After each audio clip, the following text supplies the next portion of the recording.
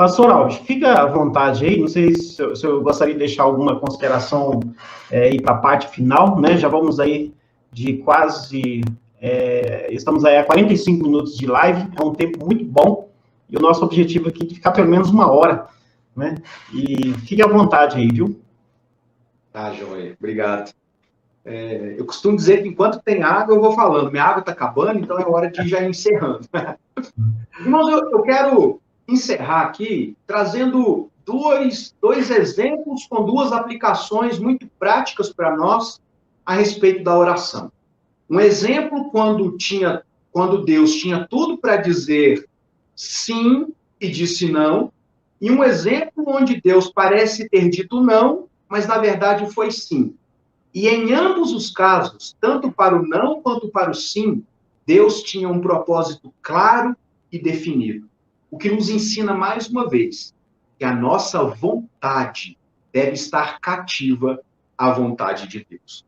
Assim como Lutero dizia, né? Que a mente dele estava cativa à palavra de Deus, nós também precisamos ser assim.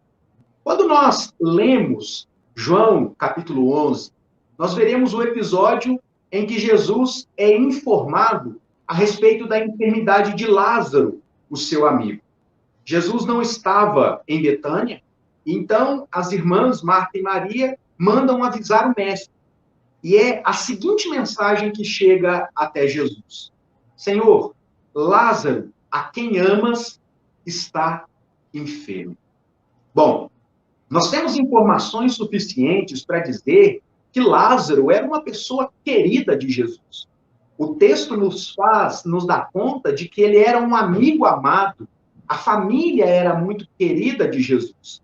E como uma amizade assim profunda, aparentemente Jesus ali teria todo o interesse em sair imediatamente e ver Lázaro, curar Lázaro, como as irmãs externam que pensaram que isso aconteceria.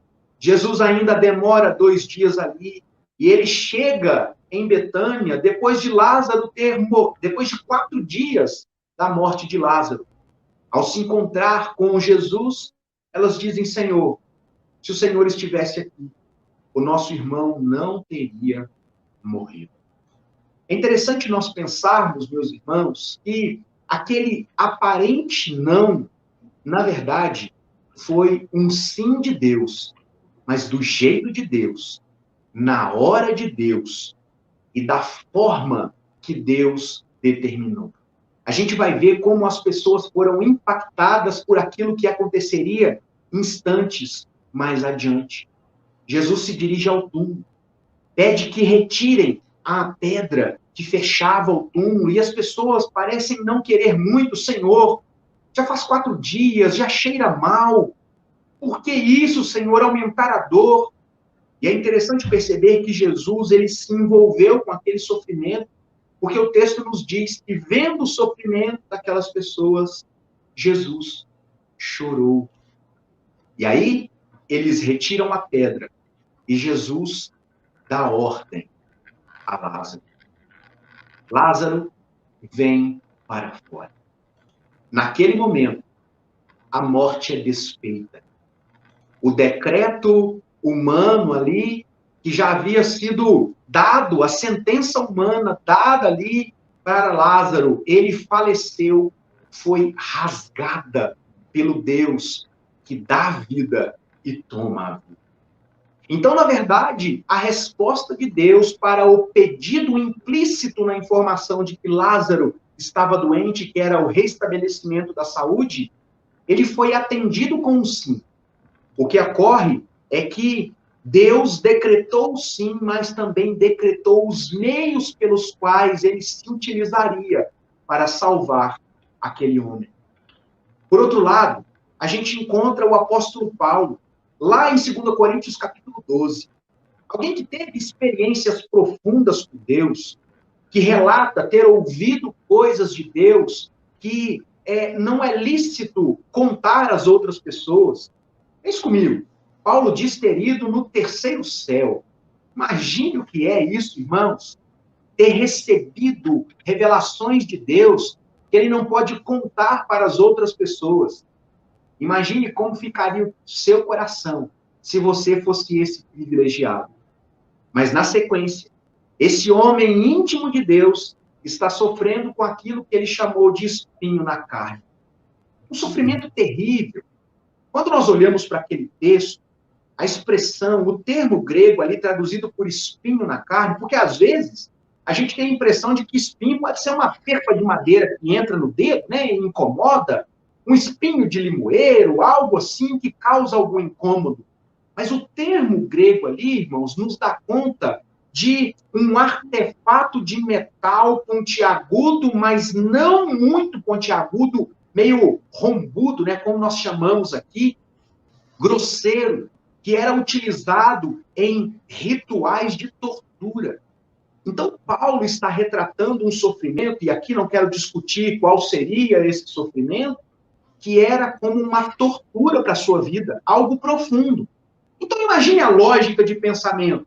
Bom, se Deus me levou à sua presença a tal ponto de me contar coisas que eu nem posso dizer às outras pessoas, esse espinho na carne aqui, por mais sofrimento que me traga, com certeza não será nada para Deus. Como de fato não era.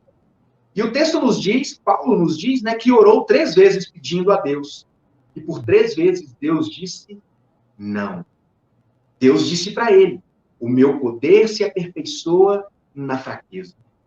E é interessante perceber, meus irmãos, como a vontade de Deus sempre prevalece, embora o pedido em si fosse algo lícito. Paulo queria ficar livre do sofrimento. No entanto, o não de Deus tinha propósito. Deus não é do tipo do monarca que cruza os braços e quer ver o sofrimento dos seus filhos apenas para ver o sofrimento. Deus tem propósitos, inclusive nos sofrimentos. E Paulo reconhece isso, quando ele diz, para que eu não me ensoberbecesse com a grandeza das revelações, foi-me posto um espinho na carne. Então, Paulo entendeu que aquela dificuldade que ele estava enfrentando era, na verdade, algo para que ele se lembrasse cotidianamente o quão pequeno ele era em relação a Deus. De que, embora ele fosse privilegiado pelo seu relacionamento com Deus, ele continuava sendo Paulo, ser humano, falível e igualmente necessitado da graça de Deus. Sabe o que isso nos ensina? Que porta fechada também é resposta de oração. Então, queridos irmãos, aqui como última palavra, como considerações finais, eu gostaria de dizer a você, a vida de oração para um crente não é, nunca foi, nem nunca será uma opção, mas uma necessidade vital para conhecermos a vontade de Deus na nossa vida, que é sempre boa, perfeita e agradável. Cultivar uma vida de oração nos ajuda a entender a vontade de Deus e vivê-la com alegria. Todas as vezes que nós olhamos para a história dos homens e mulheres de Deus que foram marcados por uma vida de oração, nós veremos nesses homens, e aqui cito, por exemplo, o diácono Estevão, alguém que entendeu que era vontade de Deus ser martirizado, e no momento da sua morte, ele ainda ora, intercedendo pelos seus algozes. Sabe o que é isso? É entender que a vontade de Deus é soberana e cumpre os seus próprios propósitos. Coloque a sua vida diante de Deus, as suas necessidades diante de Deus. Quando Deus disser sim, lembre-se que foi Deus. Quando Deus disser não, lembre-se que o não de Deus também é resposta para abençoar a sua vida. Que Deus nos ajude a cultivarmos uma vida de oração nessa perspectiva de que a oração é uma declaração de autoconhecimento, cumprimento de ordem e um reconhecimento de quem Deus é. Um Deus que nos ama, que nos criou e que nos resgatou, que nos salvou para a sua glória. Que Deus abençoe a sua vida hoje e sempre, em nome de Jesus. Fiquem todos na paz. Queria me despedir aqui, né, agradecendo o nosso irmão, pastor Ademir, pela oportunidade, porque é sempre um privilégio para nós, né? Eu cresci num meio onde eu sempre ouvi, o crente verdadeiro tem sempre uma palavrinha para compartilhar. E sempre que abre-se uma porta para falarmos das coisas de Deus, isso é sempre uma grande oportunidade.